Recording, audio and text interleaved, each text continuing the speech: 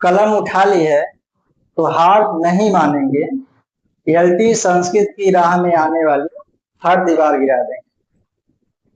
नमस्कार दोस्तों, इसके पहले हम सभी लोगों ने श्रीमद् भगवद गीता के द्वितीय अध्याय के 1 से लेकर 10 श्लोकों का अध्ययन किया था और उसको भली भांति अच्छे से समझा।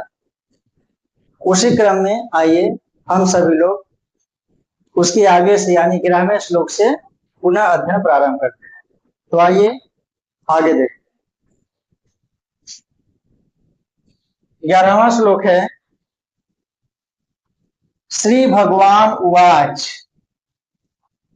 जब अर्जुन मोह माया में पड़ करके कहते हैं कि मैं युद्ध नहीं करूंगा और अपना धनुष बाण रख देते हैं, तब भगवान श्री कृष्ण जी मानो हंसते हुए से ये वचन कहते हैं। क्या कहते हैं? असोच्यान असोचः त्वं प्रज्ञावादांश्च भाषसे गतासून अगतासून न अनुशोचन्ति पंडिता। कार्य भगवान श्री कृष्ण जी असोच्यान असोच्यान जो शोक के योग नहीं है, जो शोक करने योग्य नहीं है, असोचः त्वं उनके विषय में तुम शोक करते हो।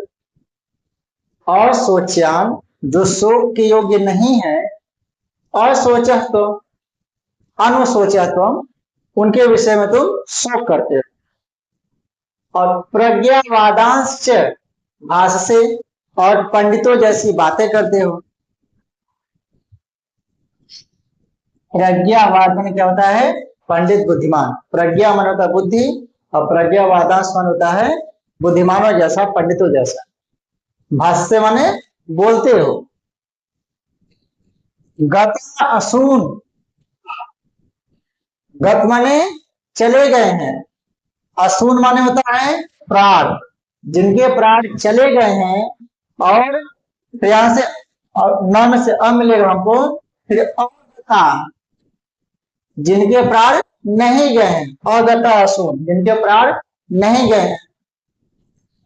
न माने नहीं, अनुशोचन्ति पंडिता पंडित लोग, विद्वान लोग, धीर लोग उसके विषय में न अनुशोचन्ति शोक नहीं करते हैं।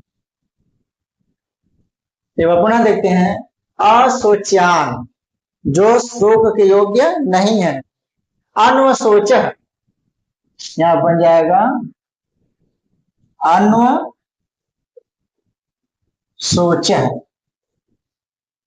ठीक है, यहाँ असोच्यान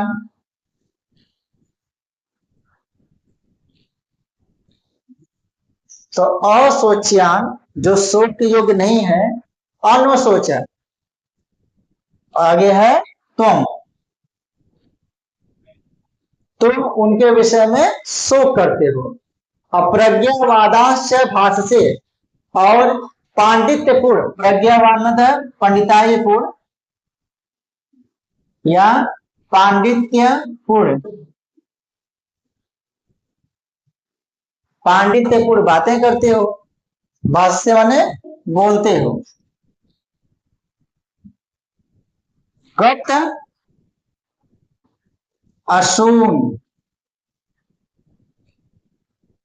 असून में प्राण जिनके प्राण चले गए हैं, और फिर अगता असून जिनके प्राण नहीं गए हैं। न माने नहीं, अनुशोचन्ति शोक करते हैं, पंडिता माने विद्वान लोग। तो विद्वान लोग उनके बारे में शोक नहीं करते हैं। ठीक है, अर्थात जिनके प्राण चले गए हैं, जिनके प्राण अभी नहीं गए हैं, उन दोनों के विषय में, मतलब जो मर गए हैं और जो अभी जीवित है, इन दोनों के विषय में जो धीर वीर पुरुष होते हैं, जो पंडित लोग होते हैं, विद्वान लोग होते हैं, न अनुशोचन्ति शोक नहीं करते।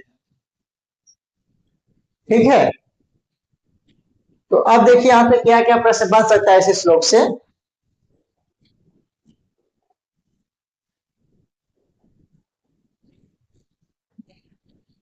देखिए, प्रज्ञावाद,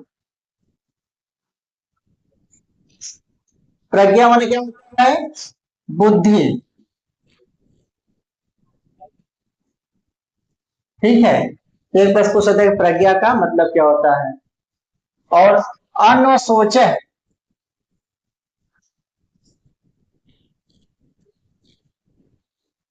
अनसोच माने क्या होता है? शोक करना, शोक करते हो। भास से कहाँ का रूप है? भास धातु लट मध्यम एक वचन। और पंडित लोग किसके विषय में शोक नहीं करते हैं? मृत और जीवित दोनों प्रकार के प्राणियों के विषय में विद्वान लोग शोक नहीं करते हैं। असून, असून शब्द का पूछ सकता है कि असून माने क्या होता है? प्राण। ठीक है, और पंडिता में पंडा प्लस इतच प्रत्यय है। पंडा में इतच प्रत्यय करेंगे तो बनता है पंडित।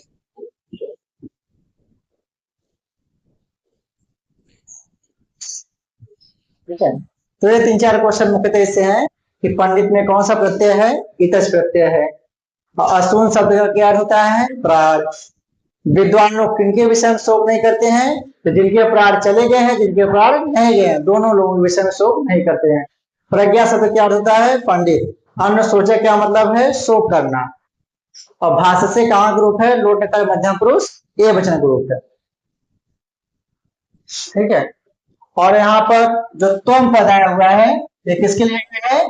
यह अर्जुन के लिए आया है। तुम अर्थात हे अर्जुन। तो ये 5-6 क्वेश्चन है। पंडित में इतच प्रत्यय, असून माने प्राण, भाष से कहाँ रूप है? भाष धातु लट नकार मध्यम पुरुष से वचन रूप है। ठीक है, ये लिखा हुआ है। और असून माने प्राण। गत में गम प्लस कत प्रत्यय है, गत माने चले गए। और तो ये मेरा 5-6 क्वेश्चन इससे बने। ठीक है, चलिए आगे चलते हैं।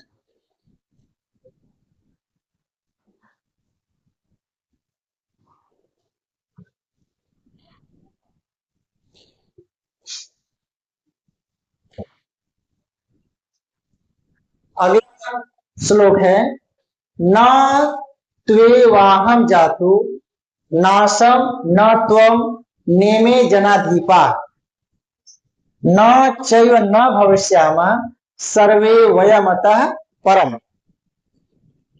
श्री कृष्ण अर्जुन को समझाते हुए कहते हैं कि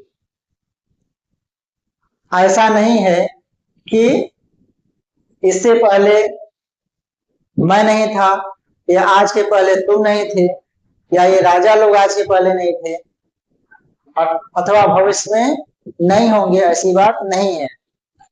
तो उसी बात को समझाते हुए कहते हैं न त्वेव, न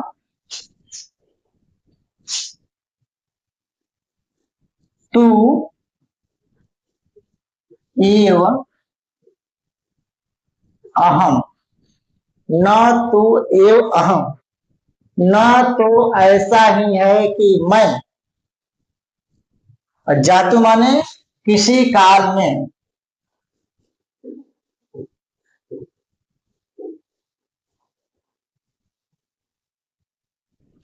न माने नहीं, और आसम माने था।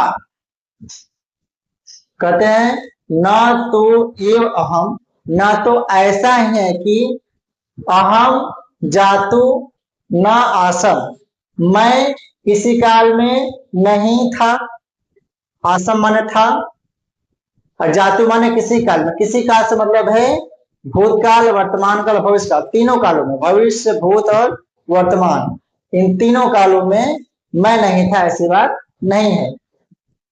न त्वम ना तुम थे, ना इमे जनाधिपा, अथवा ये राजा लोग नहीं थे, ऐसी बात नहीं है। कहने का भाव यह है कि मैं भी तीनों कालों में था, तुम भी सभी समय में थे, और ये राजा लोग भी तीनों कालों में रहने वाले हैं। ठीक है। न तो एव, न तो ऐसा है कि जातु किसी काल में, अहम न आसम मैं नहीं था, न तुम नहीं थे, न इमे जनाधिपा अथवा न ये राजा लोग थे, अर्थात ये सभी लोग हर काल में विद्यमान थे। न च एव, न च एव न भविष्यामः सर्वे वयम अतः परम।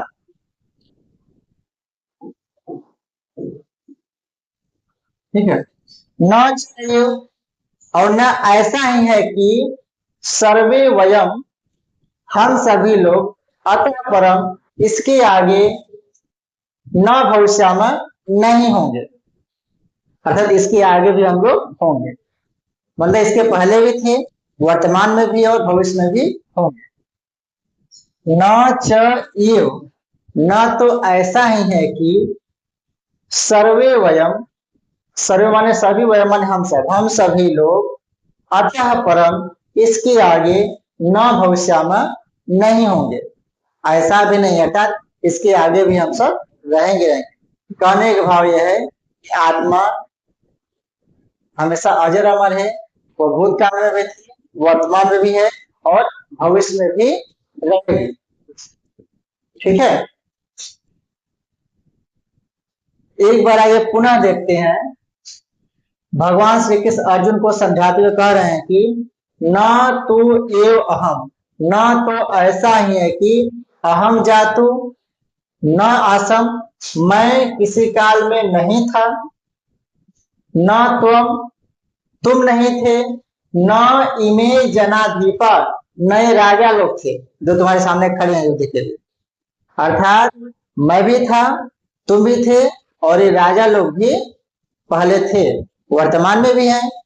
और न च एव, और न ऐसा ही है कि सर्वे वयम अतः परम, अतः परम इससे आगे, वयम सर्वे हम सभी लोग, न भविष्याम नहीं होंगे, अर्थात इससे आगे भी हम सब होंगे होंगे, हम सब रहेंगे रहेंगे, अर्थात आत्मा कभी मरती नहीं है, वो हमेशा सभी कालों में, भूतकाल वर्तमान काल भविष्य काल तीनों कालों में हमेशा विद्यमान है। उम्मीद करते हैं कुछ समझ में आया होगा। अब देखिए, अब इससे क्या क्या प्रश्न बन सकते हैं परीक्षा के लिए। अहम, अहम पद किसके लिए है? ये श्री कृष्ण जी के लिए है। ठीक है। मैं, जातु शब्द, जातु का क्या मतलब, जातु माने किसी काल में, अर्थात तीनों कालों में, भूतकाल वर्तमान काल भविष्य काल। आसम, आसम माने था, अर्थ धातु रूप है। और किसका बोध है? तो माने तुम, अर्थात अर्जुन के लिए आया है। ठीक। और इमे जनाधिपा, जनाधिपा ये राजा लोग। ठीक है। इमे का अर्थ है, जो इमे है यह इदम पुल्लिंग प्रथमा बहुवचन का रूप है। ठीक है। इमे जनाधिपा ये सभी राजा लोग। भविष्याला का रूप है, तो भू धातु लिट लकार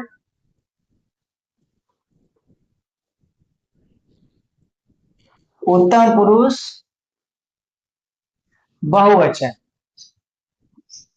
होंगे। और अतः परम माने इससे आगे, आज के आगे, इसके आगे। ठीक है, तो ये कुछ प्रश्न हैं जो परीक्षा के लिए उपयोगी हैं। ठीक है, आसम माने था, जातु माने किसी काल में, जनाधीपा माने राजागढ़, और इमे ये सब, इदम पुलिंग प्रथमावचन रूप है, भविष्यामि भू धातु लिट लकार उत्तम पुरुष बहुवचन, और अतः परम माने इससे आगे। तो ये कुछ पूछने योग्य प्रश्न है जो पूछा सकते हैं। आइए इससे आगे चलते हैं।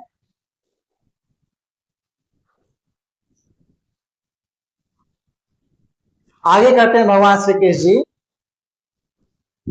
देहिनो अस्मिन यथा देहे कौमारम यौवनम जरा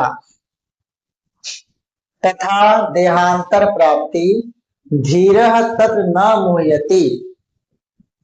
कर रहे हैं देहिनो अस्मिन। ठीक है, देहिनो अस्मिन यथा, देहे माने शरीर। ठीक है, तो देहिना माने क्या होता है, शरीरधारी।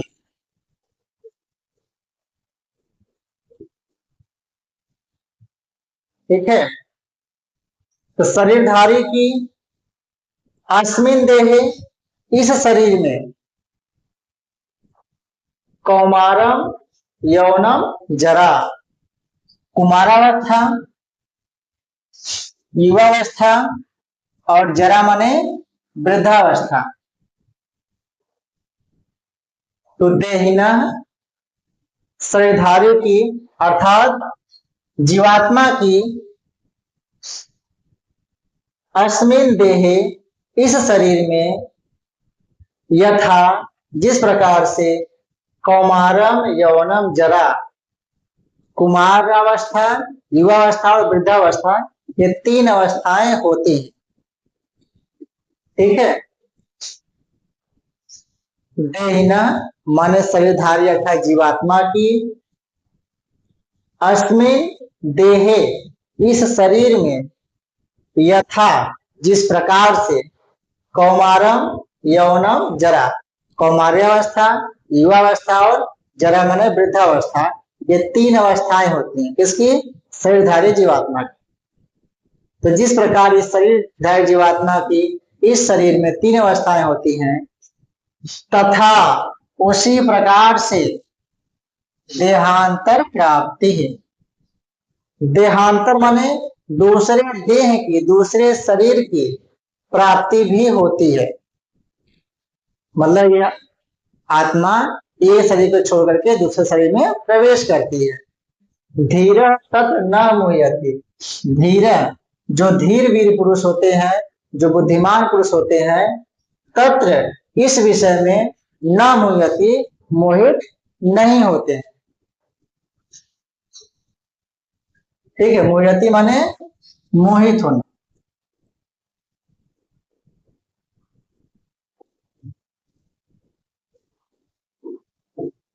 या मोह करना। ठीक है,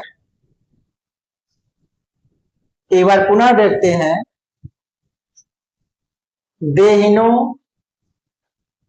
माने देहधारी जीवात्मा की, देहिना, अस्मिन देहे इस शरीर में, यथा जिस प्रकार से, कौमारम यौनम जरा, कौमार्यावस्था, युवावस्था और वृद्धावस्था, तीन अवस्थाएं होती हैं, तथा उसी प्रकार से देहांतर प्राप्ति, दूसरे शरीर की उससे प्राप्ति भी होती है।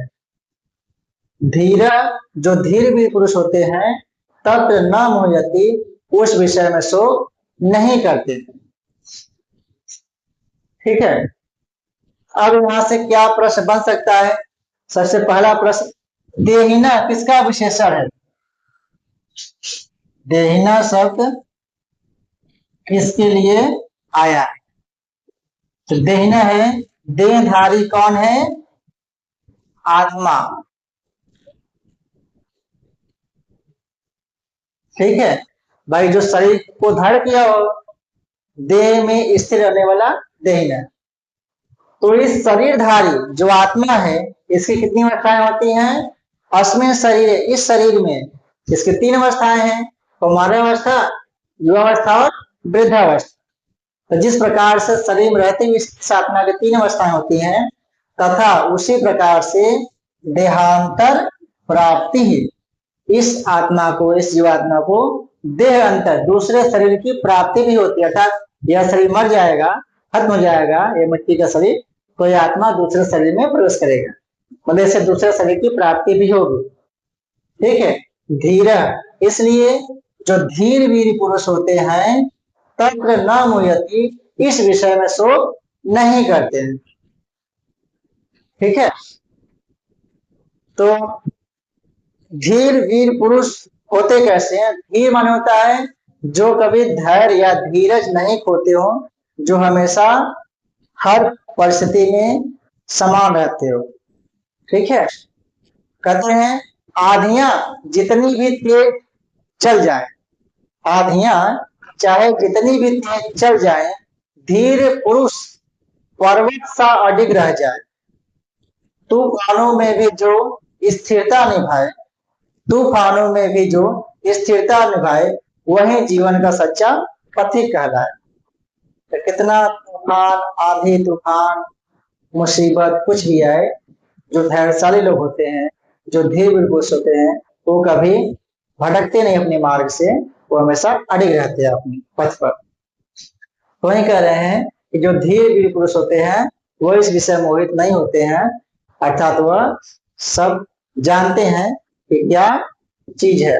आत्मा तो कोई मरती नहीं है, बस वह एक शरीर से दूसरे शरीर को प्राप्त होता रहता है।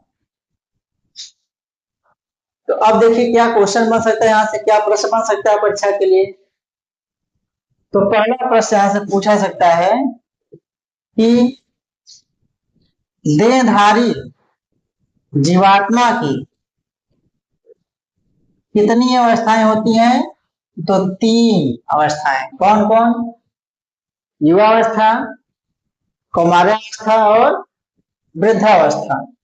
ठीक है। तो यहाँ पर से एक ही क्वेश्चन ज्यादा महत्वपूर्ण है जो पूछने योग्य है कि देहधारी जीवात्मा की कितनी अवस्थाएं होती हैं? 3। कौन कौन सा? कौमारावस्था, युवावस्था और वृद्धावस्था।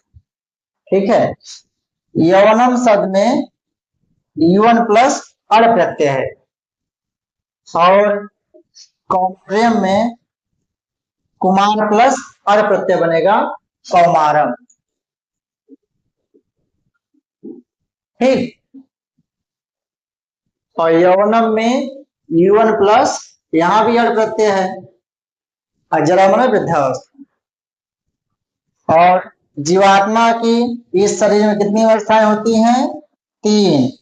बालकपन, जवानी और वृद्धावस्था। ठीक है। तो ये प्राय 2-4 प्रश्न है। और देहिना शब्द का क्या अर्थ है? देहिना माने आत्मा, जो इस शरीर को स्थिर करके बैठा हुआ है। ठीक है, चलिए आगे बढ़ते हैं।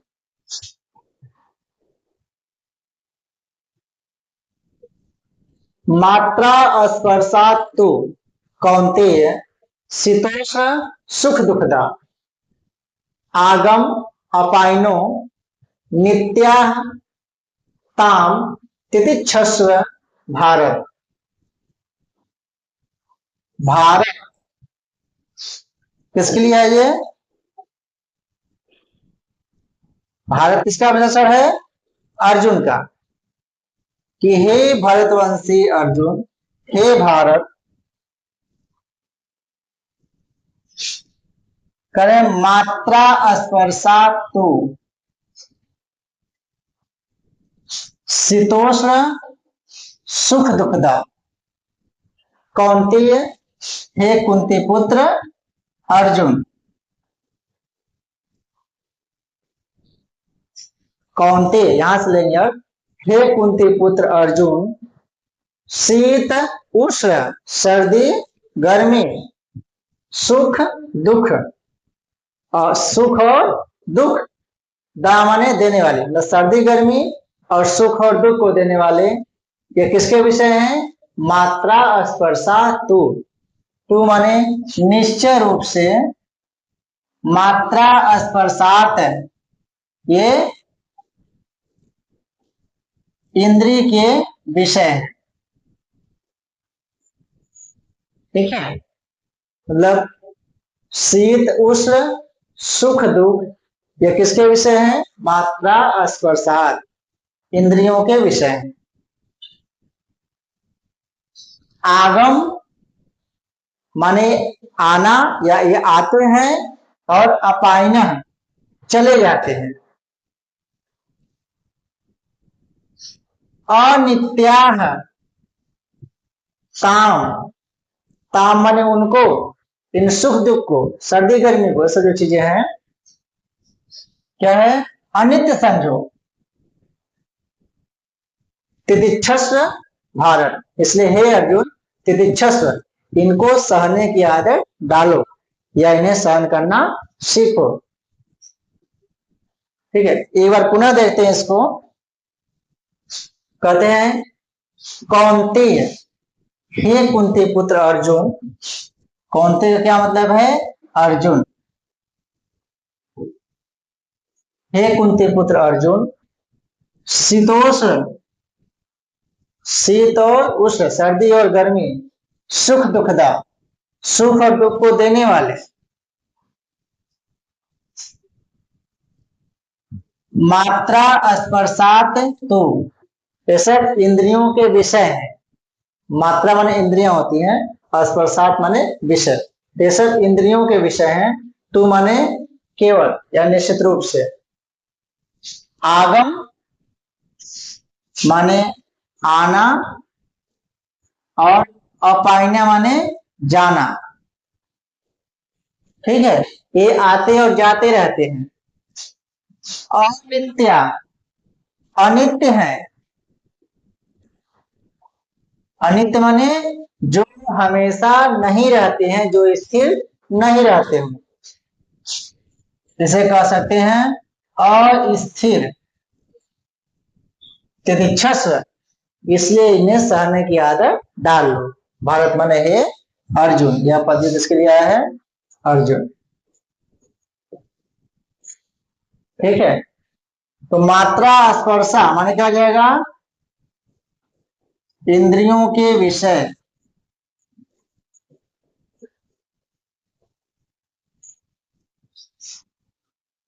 कौनते क्या मतलब है? कुंती पुत्र अर्जुन।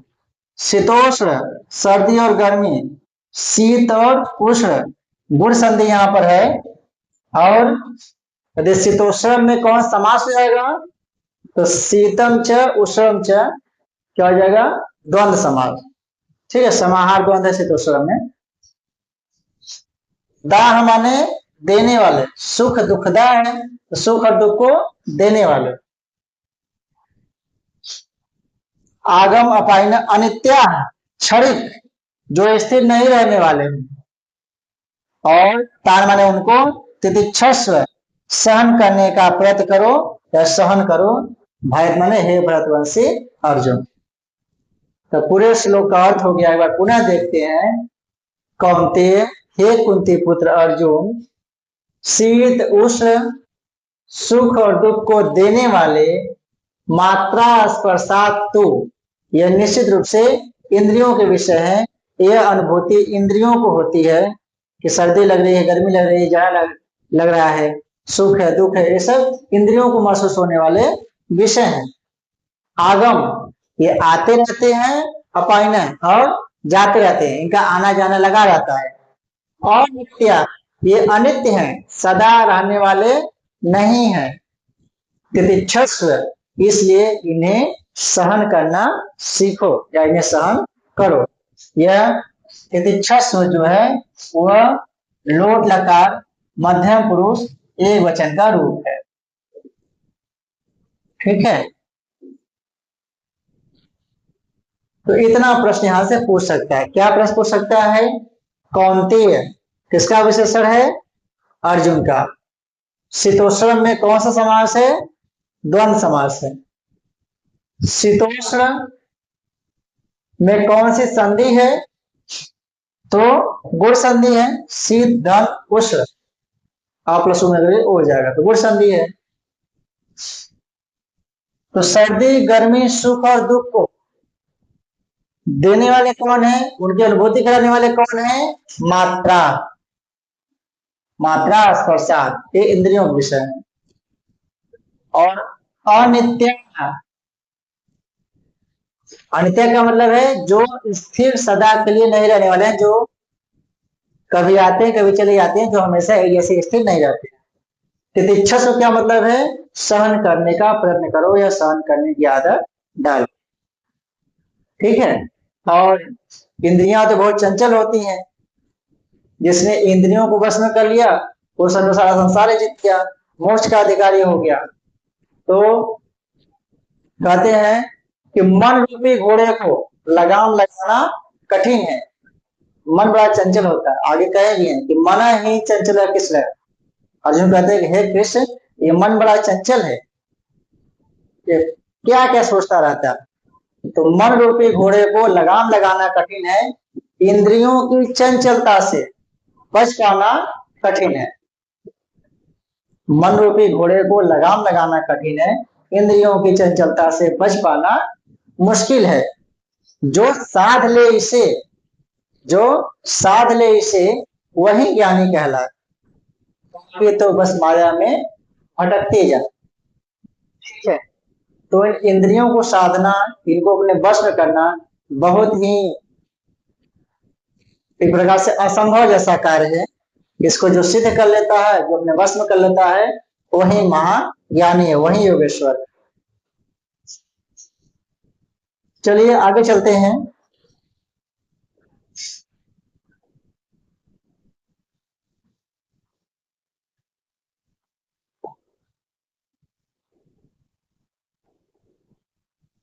यम ही न व्यथयन्ति एते पुरुषम पुरुषम सब सम दुख सुखम धीरम सो अमृतत्वाय कल्पते।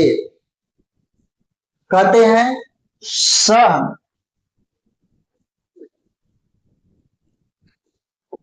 अमृतत्वाय, अमृत के लिए, कल्पते माने योग्य हो जाता है। ठीक है। स अमृतत्वाय कल्पते, वही मोक्ष के योग्य हो जाता है, अमरता के योग्य हो जाता है। कौन अमरता के हो जाता है? यम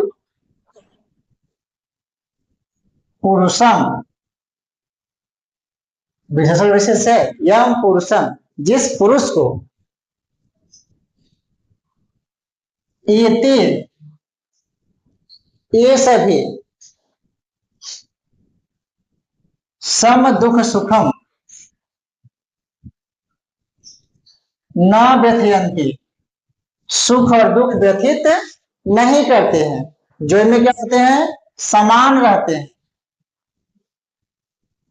यम माने जिसको, यम पुरुषम, जिस पुरुष को एते न व्यथयन्ति, ये व्यथित नहीं करते हैं। कौन है?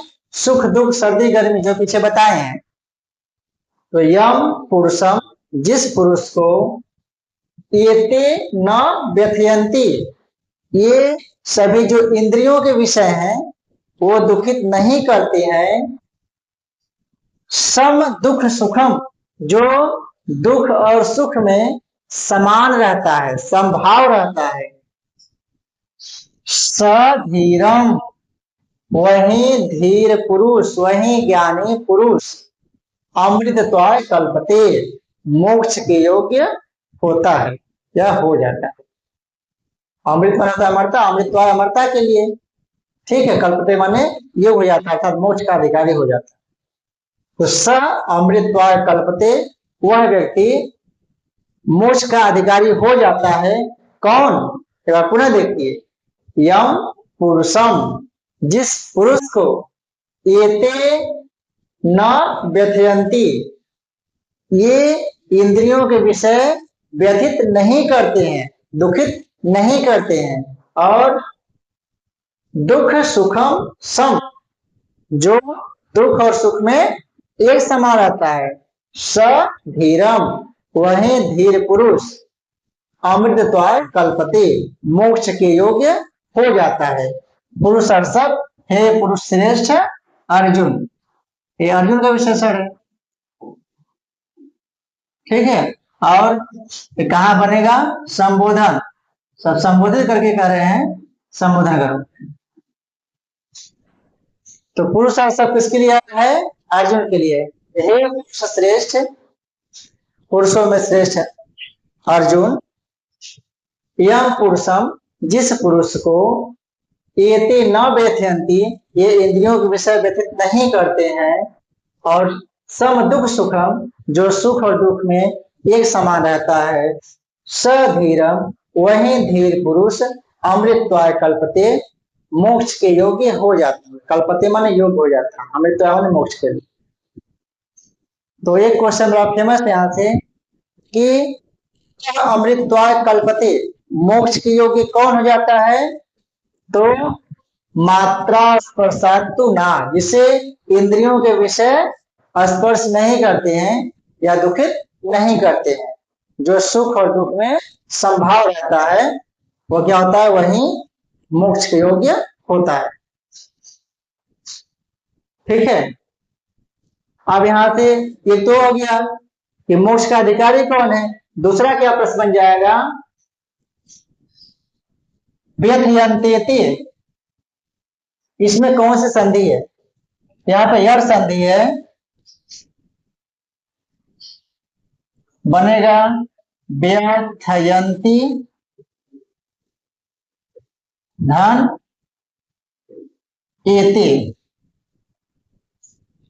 बन जाएगा व्यथयन्ति एते। यहाँ पर देखिए ई के स्थान पर यह हो गया है, यह हो गया है, ठीक है। तो यहाँ पर व्यथयन्तेति में यर संधि है, यह पूछ सकता है। पुरुष अर्षभ किसका विशेषण है? अर्जुन का विशेषण है।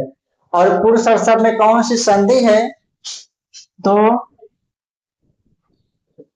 पुरुष प्लस ऋषभ बन जाएगा क्या? पुरुषर्षभ, ठीक है। यहाँ पर री का अर हो गया है, तो गुण संधि है,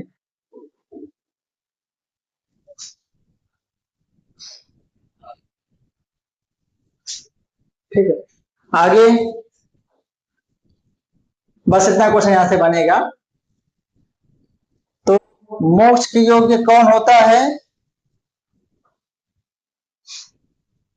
जो सुख दुख में संभाव रखता है, अथवा जिसे इंद्रियों के संयोग व्याकुल नहीं करते। तो चर्चा हुई इस पर, चलिए आगे चलते हैं। ये बहुत ही फेमस उक्ति है, श्लोक है, कथन है, हमेशा परीक्षा में पूछा जाता है। नासतो विद्यतु भाव,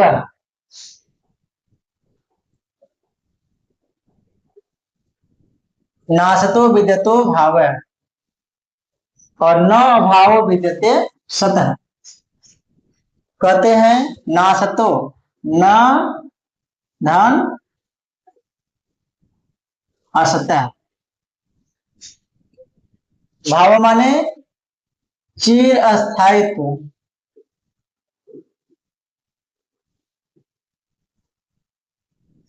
मतलब असत की सत्ता नहीं है, असत जो है वो हमेशा रहने वाला नहीं है।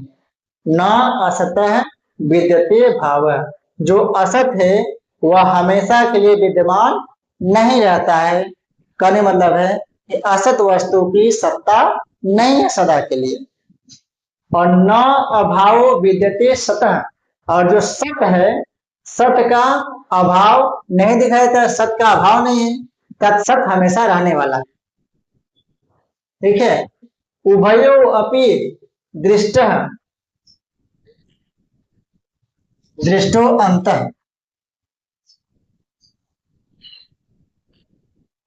अनयो अनयो उभयोरपि, इन दोनों का सत्व जो सत्य है,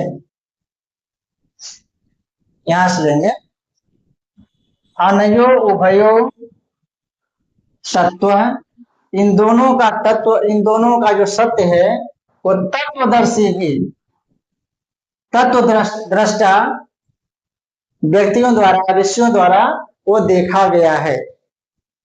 एक बार पुनः इसको देखते हैं।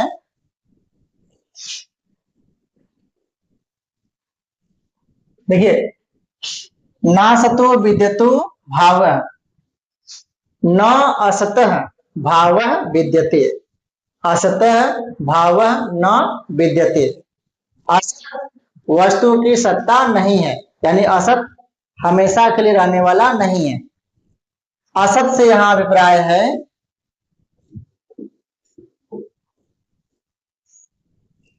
शरीर, ठीक है। तो शरीर हमेशा रहने वाला नहीं है, शरीर की सत्ता नहीं है, क्षणभंगुर है। और न अभाव विद्यते सतः, और जो सत्य है, सत माने आत्मा, तो सत्य अभाव, अभाव न विद्यते, और सत्य का अभाव नहीं है, आत्मा का अभाव नहीं है। आत्मा हमेशा रहने वाला है, अजर और अमर है, ठीक है। तो असत्य है भाव न विद्यते, असत की सत्ता हमेशा नहीं है, असत हमेशा रहने वाला नहीं है, यह शरीर हमेशा रहने वाला नहीं है। और सतः अभाव न विद्यते, और सत माने आत्मा का अभाव नहीं है, आत्मा हमेशा रहने वाला है। अनयो है, याद लेंगे अनयो है, यहां से और निकलेगा अनयो है उभयो, इन दोनों का, अनयो उभयो से क्या मतलब है, सत और असत का, इन दोनों का तत्व जो ज्ञान है, दृष्ट में देखा गया है। इन दोनों का अंतर, इन दोनों का जो तत्व है वो देखा गया, किसके द्वारा, तत्वदर्शी भी, तत्व दृष्टाओं द्वारा। इन दोनों का अंतर मर्म जाना गया, समझा गया, ठीक है। देखिए, असत वस्तु अर्थात भौतिक शरीर की सत्ता नहीं है, और सत माने आत्मा का अभाव नहीं है। कहने का मतलब यह है कि जिस शरीर के विषय में तुम हमेशा इतना मोह कर रहे हो कि मैं इन्हें कैसे मारूं, ये अपने मेरे हैं, ये शरीर हमेशा रहने वाला नहीं है, ये आज है कल नहीं रहेगा, लेकिन जो सत्य है वो हमेशा आदि है, सनातन है, अजर है, अमर है, हमेशा रहने वाला है। तो अब इन सत और असत का जो तत्व है, जो ज्ञान है, किनके है, तो इन दोनों का जो तत्व ज्ञान है वो तत्व ज्ञानी पुरुषों द्वारा देखा गया है ना, तत्वदर्शी भी, तत्व दृष्टाओं द्वारा इनके अंतर को समझा गया, जाना गया, ठीक है। तो असत का मतलब पूछे तो भौतिक शरीर, और सत का मतलब पूछे तो शाश्वत मतलब आत्मा, ठीक है। दृष्ट अंत, इन दोनों का अंत है, अंत मान जो सार है, जो निष्कर्ष है, जो तत्व है, वह तत्वदर्शी भी दृष्ट तत्वदर्शिताओं द्वारा, तत्ववेत्ताओं द्वारा वो देखा गया है, ठीक है। तो 3-4 क्वेश्चन यहां से इंपॉर्टेंट है। किसकी सत्ता नहीं है, असत की। किसका अभाव नहीं है, सत का। कौन हमेशा रहने वाला है, सत। कौन हमेशा रहने वाला नहीं है, असत। और सत और असत का जो अंत माने जो सार है, जो तत्व है, वह किसके द्वारा देखा गया है, तो तत्वदर्शी भी, तत्वदर्शाओं द्वारा, दृष्टाओं द्वारा, ठीक है। और भाव माना था चिरस्थायित्व, दर्शी भी कहाँ गया, तृतीया बहुवचन ग्रुप है। तो ये 5-6 क्वेश्चन यहाँ से पूछे सकते हैं। और ये तो बहुत इंपॉर्टेंस होती है, कथन है, हमेशा पूछता है। ठीक है, और ये सांख्य दर्शन का समर्थन करता है। ठीक है, सांख्य दर्शन में है सत्कार्यवाद।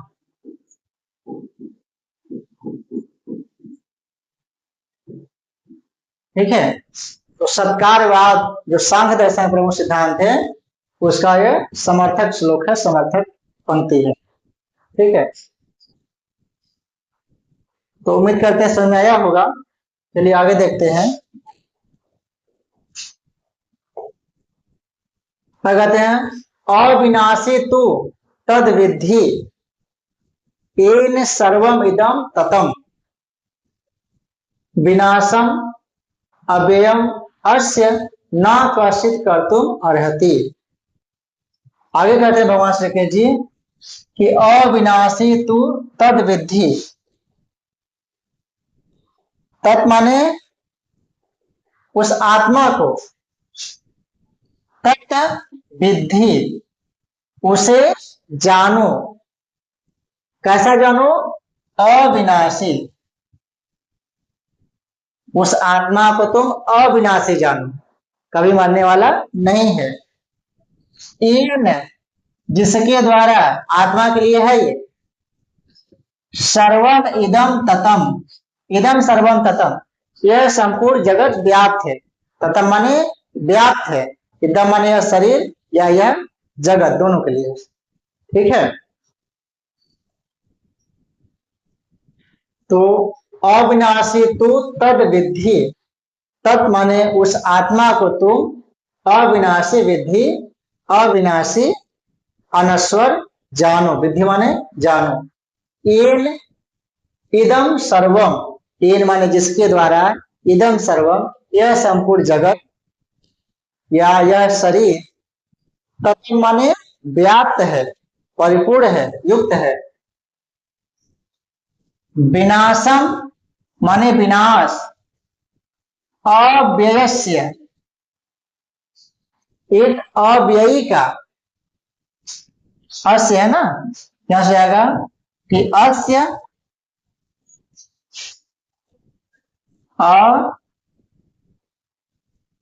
अव्ययस्य।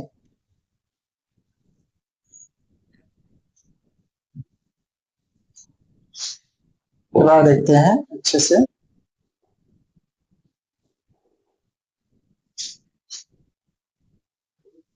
अव्यय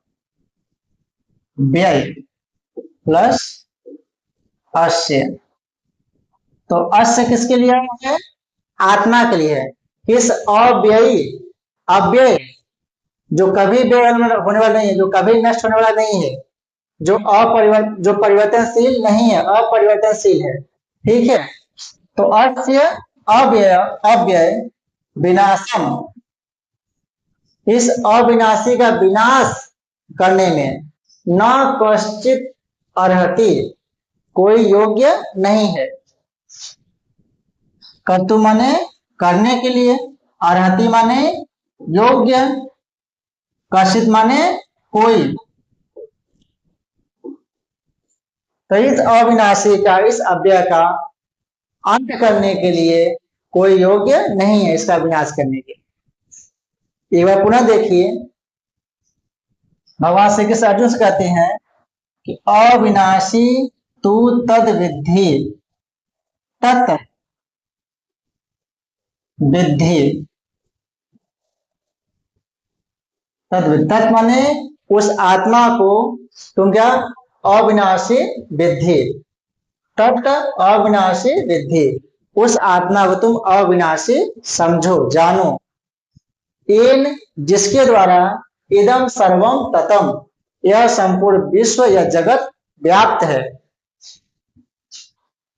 अव्यय अस्य, अविनाशी इस आत्मा का, विनाशम कर्तुम, विनाश करने के लिए, इसे मारने में न कश्चित अर्हति, कोई योग्य नहीं है। ठीक है, ये इसका सामान्य अर्थ है। अब यहाँ से क्या क्या क्वेश्चन बन सकता है। पहला क्वेश्चन कि अविनाशी कौन है, आत्मा है। सर्वम इदम ततम, यह संपूर्ण जगत किससे व्याप्त है, अविनाशी अर्थात उस आत्मा से। ठीक है, येन सर्वम इदम ततम, जिससे संपूर्ण संसार व्याप्त है। तो सर्व इदम सर्वम किम ततम, यह संपूर्ण जगत किससे व्याप्त है, तो आत्मा से। अव्यय किसका विशेषण है, आत्मा के लिए है। तो किसका विनाश करने में समर्थ नहीं है, आत्मा का। कर्तुम में कौन सा प्रत्यय है, तुमुन प्रत्यय है, गृह धातु से तुमुन प्रत्यय, और अर्हति माने योग्य होने। तो इस आत्मा का विनाश करने में कोई समर्थ, कोई योग्य नहीं है। ये 5-6 प्रश्न यहां से आपके बन गए।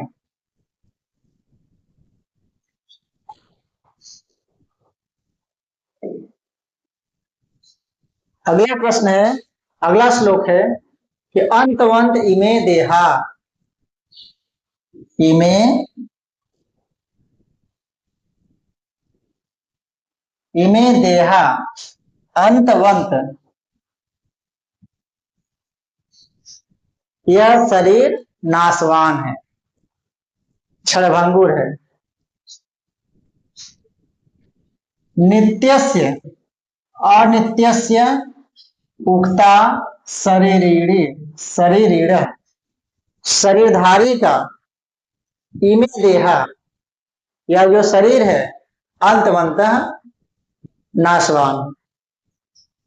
और अनित्यस्य, यहां से लीजिएगा, अनित्यस्य, अनित्य,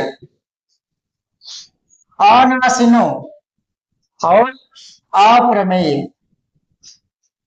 अनित्य, अनाशी और अप्रमेय उक्ता कहा गया है, क्या, आत्मा।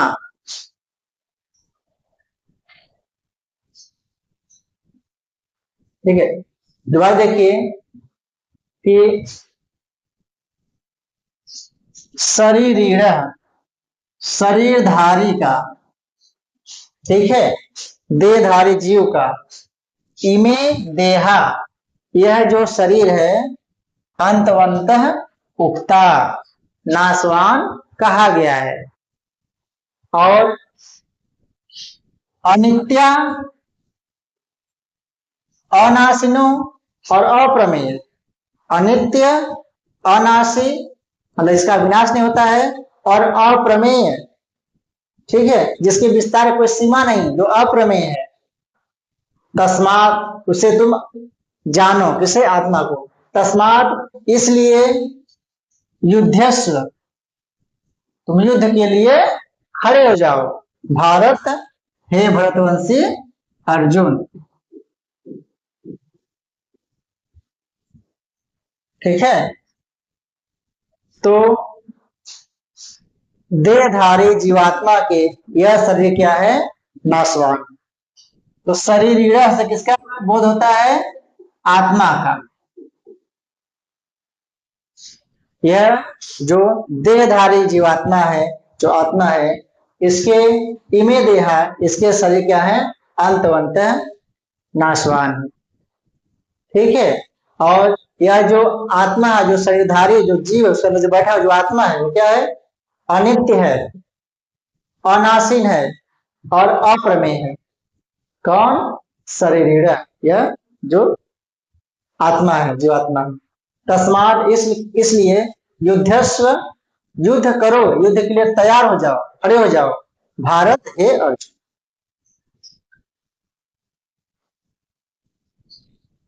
देखिए, अंतवंत माने क्या होता है, नाशवान। इसका विशेषण है शरीर का। इमे देहा माने ये सब भौतिक शरीर, तो इमे देहा अंतवंत, ये सभी भौतिक शरीर नाशवान है। अनित्यस्य जो नित्य स्वरूप हो, अनाशिन जिनका कभी नाश न होता, अर्थात आत्मा, अप्रमेय जिसे मापा न जा सके, जो असीम विस्तार वाला हो, एक अर्थात कौन है? आत्मा। भारत किसके लिए है? भरतवंशी अर्जुन का विशेष है, अर्जुन के लिए है। ठीक है। उक्ता माने कहे गए हैं। शरीर देहधारी जीव का, जीवात्मा का। तो देहधारी जो देह को धारण करने वाला यह जीवात्मा है, वो जीवात्मा का यह शरीर क्या है? नाशवान है। लेकिन यह जो जीवात्मा है क्या है? अनित्य है, अविनाशी है और अप्रमेय है। इसलिए हे अर्जुन, तुम युद्ध के लिए तैयार हो जाओ, खड़े हो जाओ, क्या युद्ध करो, ऐसा भगवान श्री कृष्ण जी कहते हैं। ठीक है, चलिए आगे चलते हैं।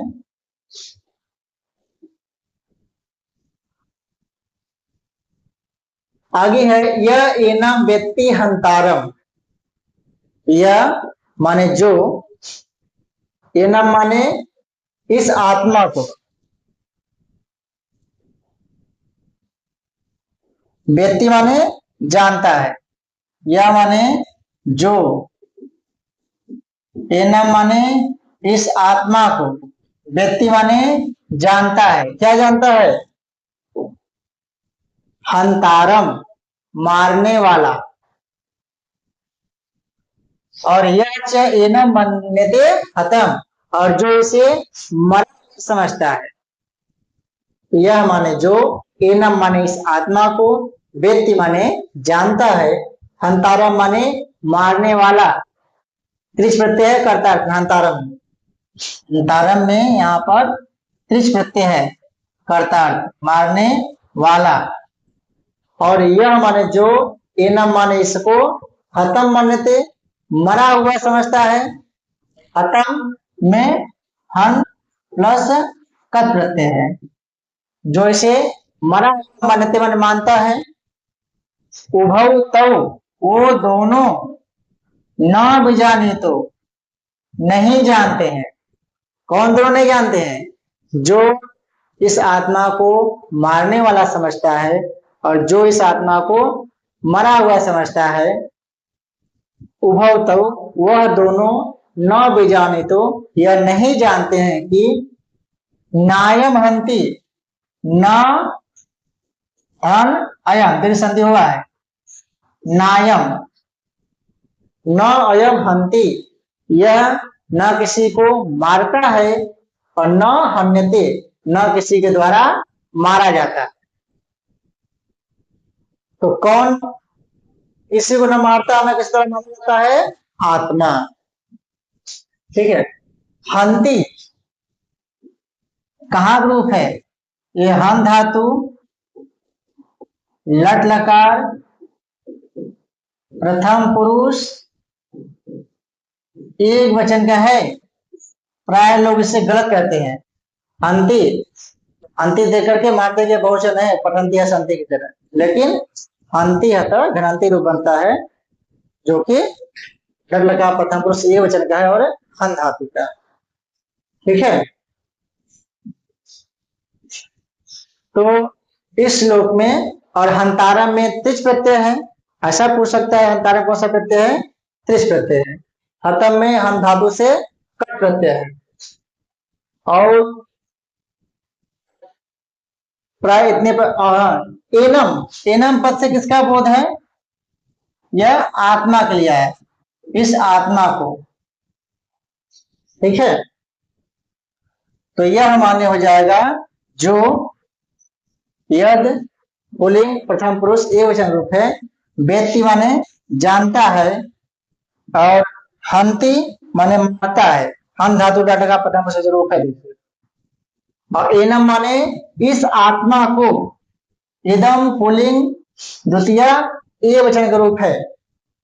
और हंतारम माने मारने वाला, हंत्री धातु से त्रिच प्रत्यय हुआ है कर्ता अर्थ में।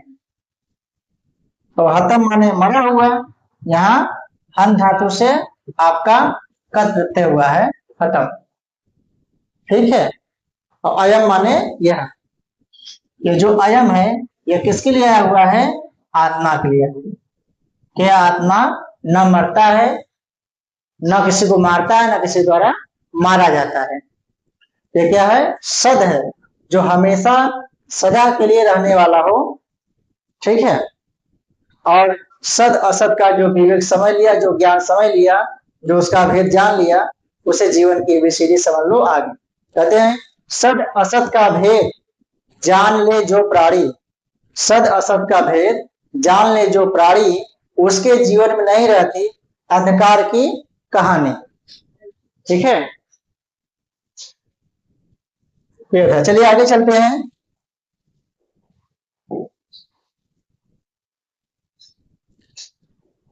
यह भी आत्मा के विषय में है कि न जायते म्रियते व कदाचित नायम भूत्वा भविता व न भूयः अजो नित्य शाश्वतो अयम पुराणो न हन्यते हन्यमाने शरीरे।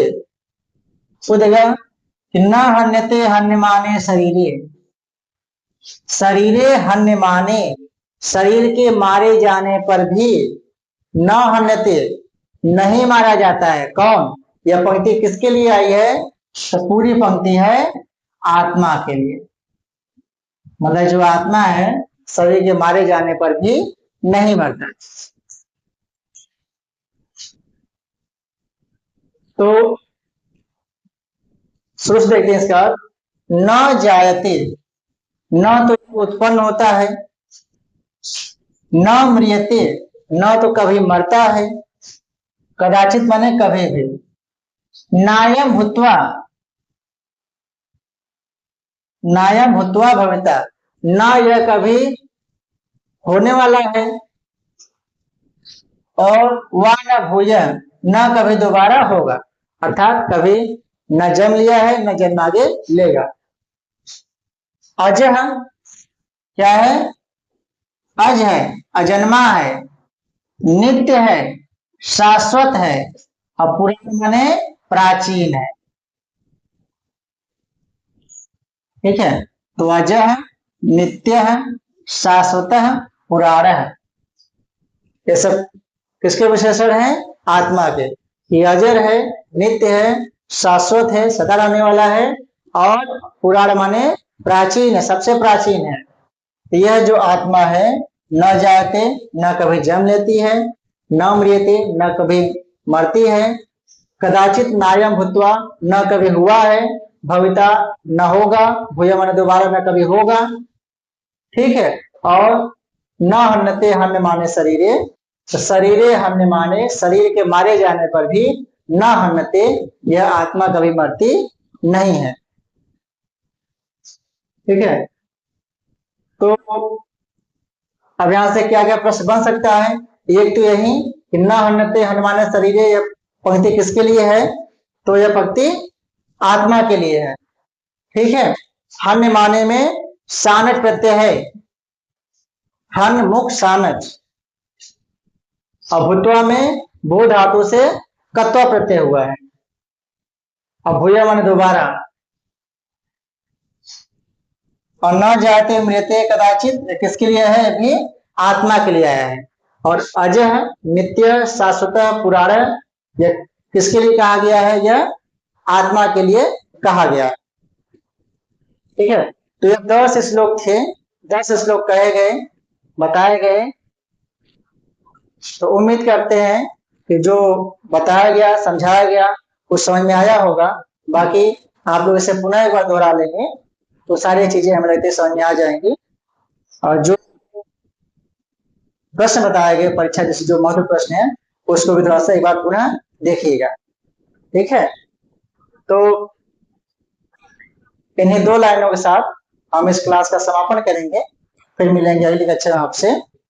ज्ञान का दीप जलाकर हमने राह बनाई है, ज्ञान का दीप जलाकर हमने राह बनाई है, मेहनत की इस धारा ने सपनों की खेती उगाई, आज की यह पाठशाला यहीं स्थगित होती है, आज की यह पाठशाला यहीं स्थगित होती है, आज विदा पर कल फिर होगी नई उड़ान। तब तक के लिए नमस्कार।